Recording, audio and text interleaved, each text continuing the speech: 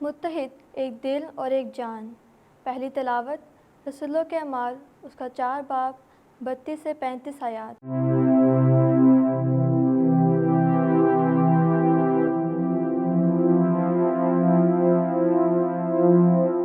ان دنوں میں ایمانداروں کی جماعت ایک دل اور ایک جان تھی، اور کسی نے اپنے مال میں سے کسی چیز کو اپنا نہ کہا، بلکہ ان میں سب چیزیں مشترک تھیں۔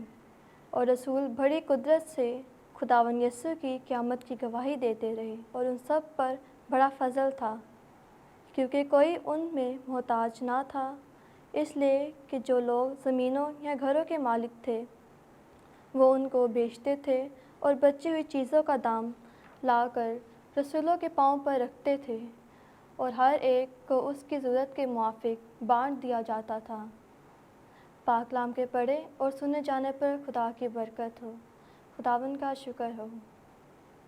جماعتی جواب: خداوند کا شکر کرو کیونکہ وہ نیک ہے اور اس کی رحمت ابد تک قائم ہے۔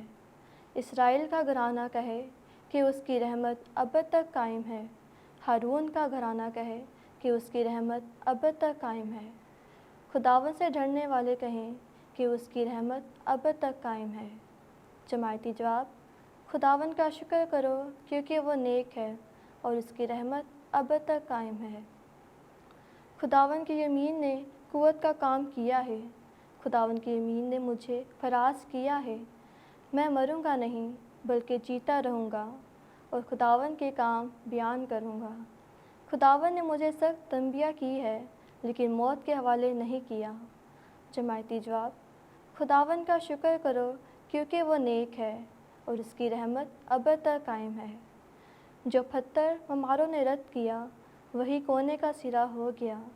یہ خداوند کی طرف سے ہوا ہے، یہ ہماری نگاہ میں تعجب انگیز ہے۔ یہ وہی دن ہے جسے خداوند نے مقرر کیا ہے، ہم اس کے بارے میں شادمان ہوں اور خوشی منائیں۔ جماعتی جواب: خداوند کا شکر کرو کیونکہ وہ نیک ہے اور اس کی رحمت ابد تک قائم ہے۔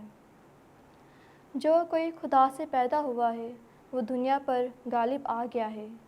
دوسری تلاوت مقدس یوحنا رسول کا پہلا خط اس کا 5 باب 1 سے 6 آیات۔ اے پیارو، جو کوئی ایمان لاتا ہے کہ یسوع ہی المسیح ہے وہ خدا سے پیدا ہوا ہے، اور جو کوئی والد سے محبت رکھتا ہے وہ اس کے مولود سے بھی محبت رکھتا ہے۔